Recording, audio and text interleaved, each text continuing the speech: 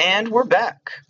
All right, today we're going to talk about stoichiometric calculations because it's extremely valuable from a chemical equation, and a balanced chemical equation, which relates the amounts of substances needed to be determined by counting the number of molecules or moles. But a lot of times when doing an actual reaction, like you'll do next week in lab, you need to determine the masses of reacting chemicals. So there's 5 steps for doing these sorts of conversions. So first step is to balance the chemical equation. Okay, and we're going to use, as an example, the reaction of propane, which is C3H8, and we're going to do the combustion of propane. So combustion, meaning oxygen, O2, is a reactant, and that will produce carbon dioxide and water. Okay, so the first step, we need to balance this reaction. Okay, so we know we have 3 carbons on the left side, on the reactant side, so that means we need to add a 3 here. And now we go next to the hydrogen, there's 8 on the left side, so there has to be 8 on the right side, so we have to add a 4 in front of the water. Now if we look at our number of oxygen atoms, on the right side, there's 6 oxygen atoms in the CO2, 3 times 2, and 4 with the water. So there's 10 oxygens overall on the right side, so that means, coming back to the left, the number that has to go, or the coefficient that has to go in front of O2 is 5. Okay, so that first step, we have our fully balanced chemical equation. Okay, so second step, we want to convert the mass of the reactant or product to moles of that substance. So the question I'm going to ask you is what mass of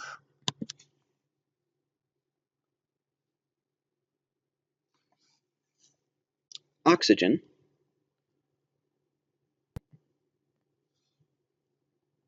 will produce 96.1 grams of propane.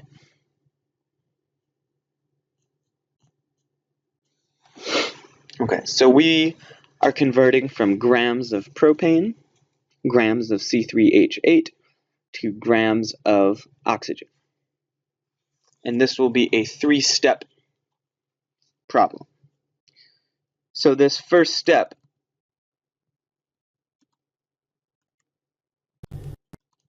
step number 2. So this step number 2, we want to convert the mass of the reactant to moles of the reactant. So we know we start with 96.1 grams of propane, C3H8. So this step, grams to moles, we know automatically we divide by molar mass. And the molar mass of C3H8, 3 times the mass of carbon, so 3 times 12.01, plus 8 times the mass of hydrogen, 1.01. If you add that together, you get a molar mass of 44.11 grams of propane for every 1 mole of propane. Okay, and you divide that out, and you get 2.18 moles of propane. Okay, so that's step number 2. That corresponds to number 2 in your notes. You're converting grams to moles of what's given to you. Then, the third step, it says convert moles of the unknown, moles of the known to moles of the unknown using the appropriate mole ratio. So if you look back at your balanced chemical equation, and you look at the coefficients in front of oxygen and protein and propane, for every 5 moles of oxygen, there was 1 mole of propane. And if it was the reverse, if we were converting from moles of oxygen to moles of propane, this ratio, this fraction, would flip. So in step 4,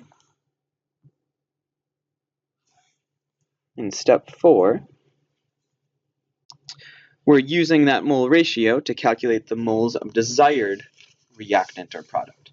So we have, from our previous step, 2.18 moles of propane. So what's given to us? And we're using that mole ratio to convert to moles of the unknown, so moles of what you're being asked for. Okay, so we know for every 5 moles of oxygen, there's 1 mole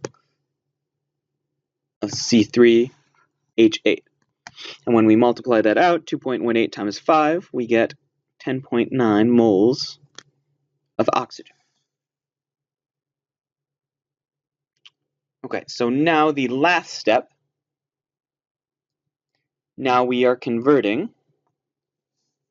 from moles back to grams of the unknown, of what the problem is asking you for. So we know from our previous step, we have 10.9 moles of oxygen, and the problem is asking you what mass of oxygen will produce 96.1 grams of propane. So we want to convert to grams of oxygen. So we know, converting from moles to grams, we just simply have to multiply by the molar mass. And the molar mass of oxygen, 2 times 16.00, is 32.00. And when you multiply that out, you get a final mass of 349 grams of oxygen. Okay, so when we are converting from grams to grams of a reactant to product, you use these 5 steps. And this figure, which is also in your book, is a good review of the 3 different steps you need to use to do these conversions. So step 1, if given mass, you convert to moles. Then the second step, you convert to moles of the known substance, what's given to you, to the moles of the desired substance, what you're being asked for. Then the third step, to convert to grams, you just multiply by molar mass to get the mass of the desired substance. So the problem we just did, we were converting from grams to grams. So it was 3 steps. But you should be able to do any combination of these, like just convert from mass of known to moles of desired, or moles of known to mass of desired. So those are just easier. You're just eliminating a step, or even just moles of known substance to moles of desired substance. Okay, so you should be able to do all 3 steps together, or either 2 or even just 1 step. And remember, always at first you need to correctly balance the equation, and from that balanced equation you use those coefficients to determine the mole ratio. And instead, like the example that we just did, instead of doing them in separate steps, you could possibly, and the way I prefer to do it is to do that calculation all together. So using that previous equation, the combustion of propane, let's say we want to know what mass of carbon dioxide is produced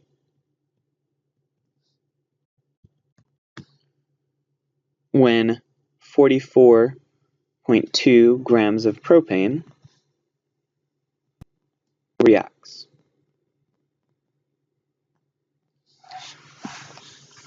Okay, so we know this is a mass-to-mass problem. You're given a unit in grams, and it's asking you for the amount of mass. So you know here you're going to use all three steps.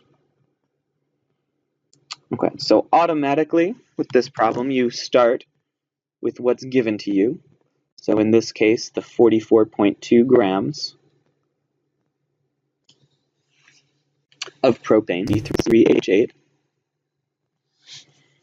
So now we follow our steps. First step, we convert to moles by dividing by the molar mass of propane.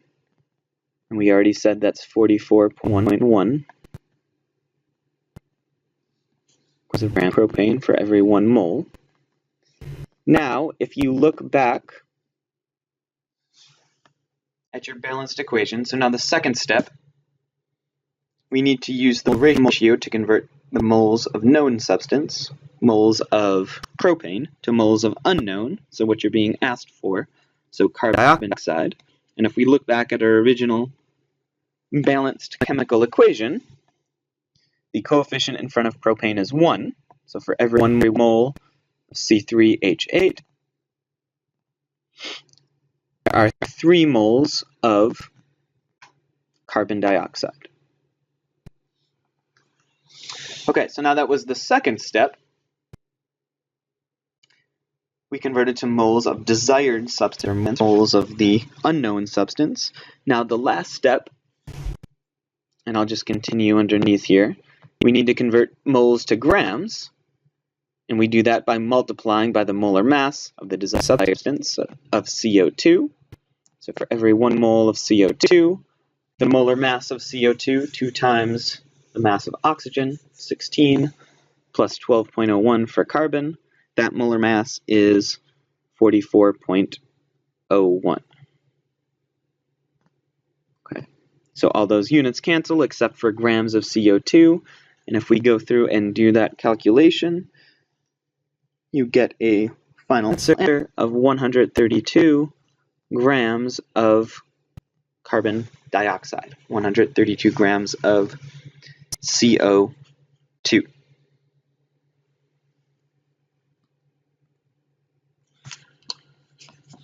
Okay, so now what I want you to do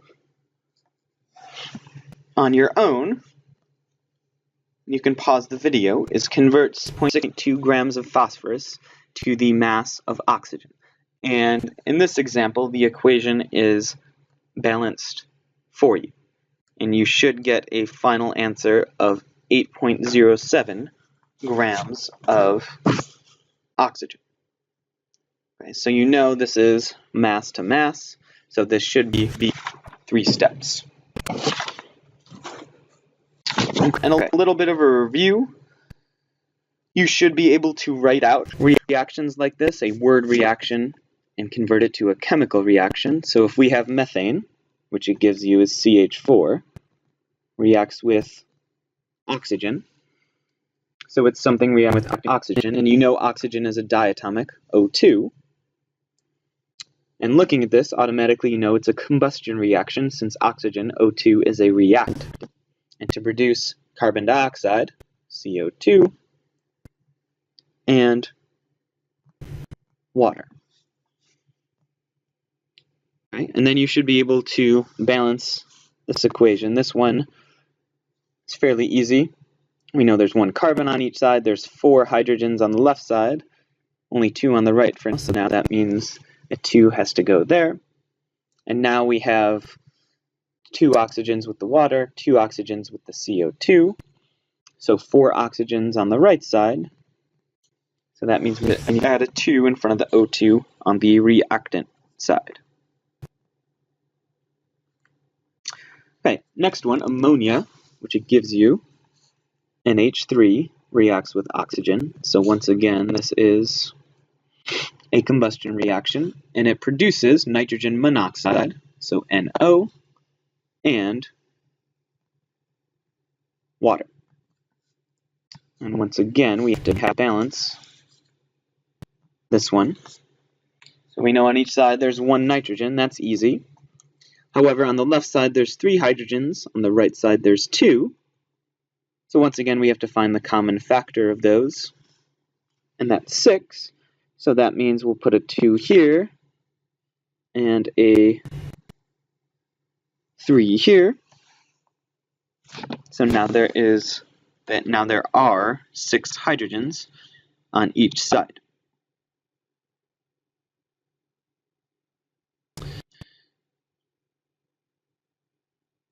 And so now we know on the right side there's 4 oxygen atoms, and the left side there's only 2.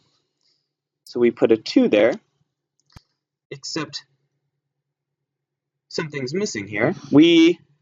Since we added a 2 here, now there's 2 nitrogens on the left side. So that means we have to go back and add a 2 to the right side.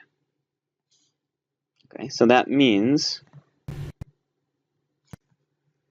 that we have to eliminate that 2 in front of the oxygen.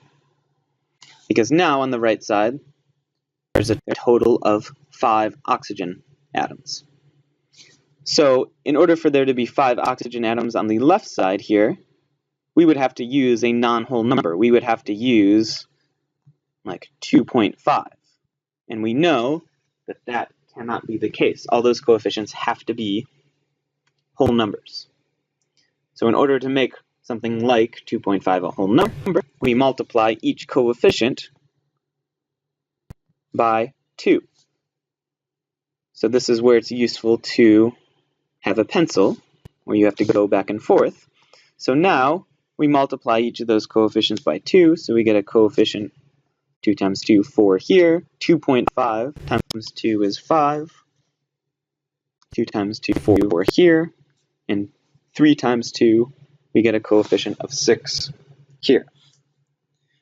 So now we're going to use each of those balanced equations to calculate what mass of ammonia would produce the same amount of water as 1 gram of methane reacting with excess or extra oxygen. So this is a complicated problem since we're going to use these 2 reactions in concert with each other. So we have to think about where we're going. So in order to find the mass of ammonia, we have to think about what substance connects the 2 equations, and that one thing is water. Water is the one compound that's in both equations.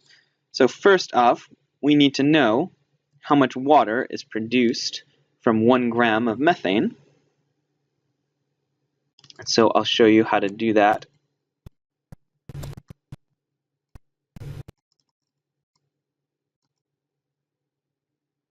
Right now. So we know we have 1 gram of methane. So first step, we convert to moles. So we divide by the molar mass of methane. So 12.01 plus 4 times 1.01.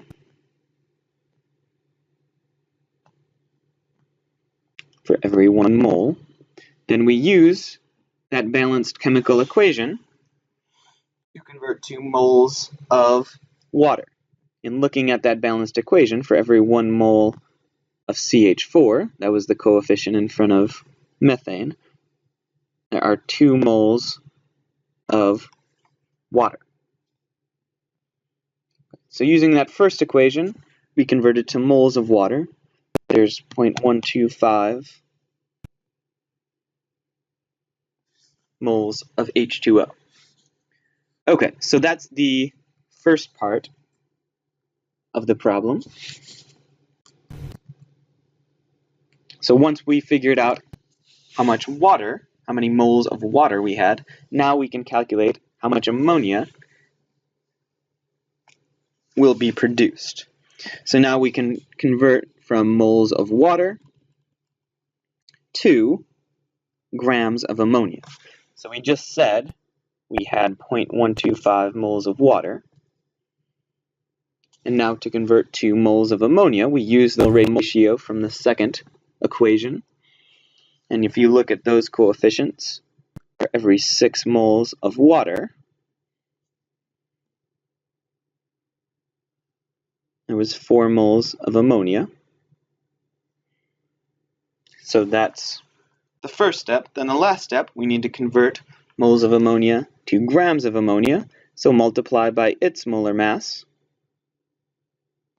which is 14.01 plus 3.03. You get a molar mass of 17.04. So that final mass of ammonia produced will be 1.42 grams of NH3. And next class, we're going to talk about how, if you're not given the fact that there's excess or extra oxygen, how you would determine which one limits the amount of product, or which one you call is the limiting reagent. All right, that's all for this class. See you next time.